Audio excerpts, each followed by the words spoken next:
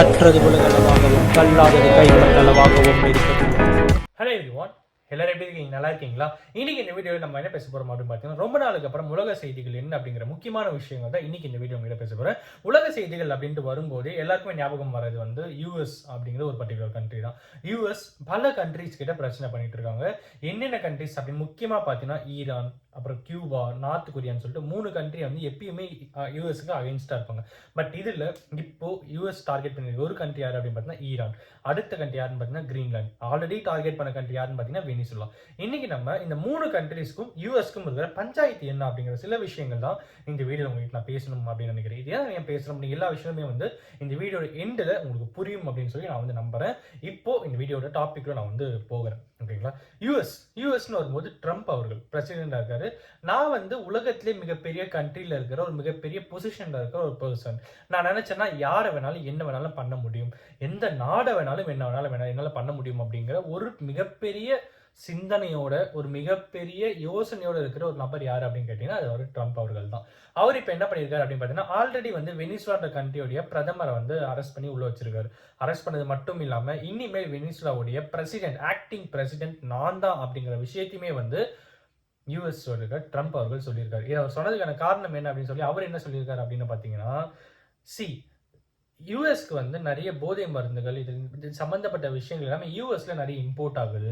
அதுல முக்கியமான பங்கு வகிக்கிறது வெனிசுலா தான். வெனிசுலால தான் நிறைய விஷயங்கள் வருது. அதனால வெனிசுலா வந்து கேப்சர் பண்ண அப்படின்னு சொல்லி ஒரு கண்ட்ரியோடைய பிரைம் மினிஸ்டரை நைட்டோட நைட்டா போயிட்டு ஒரு மிகப்பெரிய டீமோட போயிட்டு அரெஸ்ட் பண்ணி யூஎஸ் வந்து வச்சுட்டு நான் தான் அந்த கண்ட்ரிக்கு பிரசிடென்ட் சொல்றேன், எந்த அளவுக்கு ஜனநாயக மீறல் இங்க இருக்கு அப்படிங்கிறது யோசிக்கும் போதே வந்து ட்ராஜடியா இருக்கு. இது ஒரு பக்கம். இது வெனிசுலா நடந்தது. இப்போ என்ன நடந்துட்டு இருக்கு அப்படின்னு பாத்தீங்கன்னா, ஈரானுக்கும் கிரீன்லாண்டுக்கும் ஒரு பஞ்சாயத்து போயிட்டு இருக்கு. ஈரான்ல என்ன அப்படின்னா ஆல்ரெடி அங்க வந்து உள்நாட்டு பிரச்சனை அப்படிங்கிறது ஒரு பக்கம் வந்து போயிட்டு இருக்கு. எதனாலனா ஈரான்ல இருக்கிற கவர்மெண்ட் சரியில்லை, ஈரான்ல இருக்கிற விலைவாசிகள் எல்லாமே ஏறி இருக்கு. அதுக்கான காரணம் வந்து கவர்மெண்ட் தான். அதனால இங்க வந்து இந்த விஷயங்கள்லாம் நம்ம வந்து பேசணும், வாய்ஸ் அவுட் கொடுக்கணும் அப்படின்னு சொல்லி அங்க இருக்கிற ஸ்டூடெண்ட்ஸ் வந்து கிட்டத்தட்ட பலாயிரம் பேர் வந்து கிளம்பி வந்திருக்காங்க. ஆன் ரோட்ல இறங்கி சம்பவம் பண்ணிட்டு இருக்காங்க. ஆன் ரோட்ல இறங்கி ப்ரொடெஸ்ட் பண்ணிட்டு இருக்காங்க. பட் ஆனா அங்க மிகப்பெரிய ஒரு ரூல் இருக்கு. ஸ்ட்ரிக்டான ஒரு ரூல் என்ன அப்படின்னு பாத்தீங்கன்னா, ஈரானை பொறுத்த வரைக்கும் யாராவது ஒருத்தர் கவர்மெண்ட்டுக்கு எதிராக பேசினாங்கன்னா அவங்கள வந்து தூக்கிலிடப்படுவார்கள் அப்படிங்கிற ஒரு விஷயம் இருக்கு. ஆனா அங்க இருக்கிற ஸ்டூடெண்ட்ஸ் அவங்க என்ன சொல்றாங்க அப்படின்னு பார்த்தா, நீங்க என்ன தூக்குல போட்டா கூட பரவாயில்ல, ஆனா இங்க வந்து தப்பு நடந்தது, இது நாங்க பேசிதான் ஆவோம், பேசுவோம் அப்படின்னு சொல்லி அங்க இருக்கிற ஸ்டூடெண்ட்ஸ் எல்லாருமே வந்து ஸ்டெப் அவுட் பண்ணி வந்து பேசிட்டு இருக்காங்க, ப்ரொடெஸ்ட் பண்ணிட்டு இருக்காங்க. இதன் மத்தியில அங்க இருக்கிற இர்ஃபான் அப்படிங்கிற இந்த ப்ரொடெஸ்ட்ல ஒரு முக்கியமான லீடர்ஸ்ல ஒருத்தர் இர்ஃபான் அப்படிங்கிற ஒருத்தர். அவரை அரெஸ்ட் பண்ணி 5 நாள் தான் ஆச்சு. அவர் அரெஸ்ட் பண்ணி 5 நாள் தான் ஆகுது. அரெஸ்ட் பண்ணி அவரை வந்து இன்னைக்கு தூக்குல போட போறாங்க. இது வரைக்கும் ஈரான் வந்து இவ்வளவு பெரிய பிரச்சனை போயிருக்கு. சரி கௌதம், ஈரான்ல உள்நாட்டு பிரச்சனை போயிட்டு இருக்கு. இதுக்கும் ட்ரம்ப் அவர்களுக்கு என்ன சம்பந்தம் அப்படின்னு கேட்டீங்கன்னா, ட்ரம்ப் அவர்கள் இதுதான் காரணம் அப்படின்னு எடுத்து ஈரானுக்கும் யூஎஸ்க்கும் ஆல்ரெடி ஆகாது. ஆனா யூஎஸ்ல இருக்கிற ட்ரம்ப் என்ன சொல்றாருன்னா, அவங்களோட உள்நாட்டு பிரச்சனை, அதாவது ஈரானோட உள்நாட்டு பிரச்சனைக்குள்ள போயிட்டு நான் வந்து உங்களுக்கு ஹெல்ப் பண்றேன், உங்களுக்கு வந்து யூஎஸ்ல இருந்து கன்ஸ்ல இருந்து வெப்பன் சப்போர்ட்ல இருந்து எல்லா சப்போர்ட்டும் பண்றோம், நீங்க அங்க இருக்கிற கவர்மெண்ட்டை கவுத்துருங்க அப்படின்னு சொல்லி ஓப்பன் அப்பாவே வந்து பேசியிருக்காரு. US is on the way to Iran அப்படிங்கிற மாதிரி ஒரு கமெண்ட்டும் போட்டு அவர் வந்து ஈரானுக்கு சப்போர்ட் பண்றாரு. எதுக்காக அப்படின்னு அங்க இருக்கிற கவர்மெண்ட்டை கவுத்து அப்புறம் இவங்க கேப்சர் பண்றதுக்கான டாக்ஸ் வந்து போயிட்டு இருக்கு அப்படின்ற மாதிரி ஒரு பக்கம் வந்து சொல்றாங்க. அடுத்து என்ன அப்படின்னு பாத்தீங்கன்னா, கிரீன்லாந்து. கிரீன்லாந்து வந்து கிட்டத்தட்ட ஃப்ரோசன் ஏரியா. 80% ஆஃப் ஏரியா வந்து ஃப்ரோசன் ஏரியா தான். ஓகேங்களா? ரொம்ப பனி மிகுந்த ஒரு விஷயம் தான் கிரீன்லாந்து. நம்மளுடைய தமிழ்நாடோட பெரிய ஒரு கண்ட்ரி அது. அண்ட் அங்க வாழக்கூடிய மக்களோட கெப்பாசிட்டியும் வந்து கவுண்ட்டும் வந்து ரொம்ப கம்மி தான். ஓகேங்களா? அங்க என்ன ஆகுது, ஆல்ரெடி கிரீன்லாந்து வந்து டென்மார்க்குடைய கண்ட்ரோல்ல தான் இருந்துட்டு இருக்காங்க. டென்மார்க்கே நிறைய ப்ரொவைட்ஸ், சப்சிடிலேருந்து நிறைய ஹெல்ப்லேருந்து எல்லாமே கவர்மெண்ட் ப்ரொவைடிங் வந்து டென்மார்க்லேருந்து கிரீன்லாந்து நிறைய போயிட்டு தான் இருக்கு.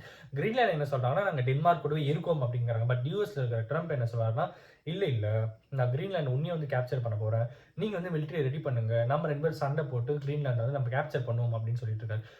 ஈரானும் அட்டாக் பண்ணது சரி, ஓகே, நீ கேப்சர் பண்ணணும்னு நினைக்கிற, அதுவே தப்பு தான். பட் ஆனா கிரீன்லாந்து என்ன பண்ணுச்சு, சும்மா தானே இருக்கு அந்த கண்ட்ரி அப்படின்னு கேட்டா அதுக்கு அவர் என்ன சொல்றாரு அப்படின்னு பாத்தீங்கன்னா, Greenland geographically Greenland is important area for storing the weapons அப்படின்னு சொல்றாரு. ஓப்பன் அப்பாவே சொல்றாரு, அந்த இடத்துல நாங்கள் வெப்பன் ஸ்டோர் பண்ண ஜியோகிராபிக்கலி அந்த ஏரியா வந்து பெனிஃபிட்டா இருக்கும், அதனால நாங்கள் கிரீன்லாண்டை பிடிக்கிறோம் அப்படின்ற மாதிரி யூஎஸ்ல இருக்க ட்ரம்ப் அவர்கள் சொல்லிட்டு, நீங்க மிலிட்டரிய ரெடி பண்ணுங்க. நம்ம வந்து சண்டை போட்டு உள்ள போவோம் அப்படிங்கிற மாரி ஒரு பக்கம் சொல்லியிருக்காரு.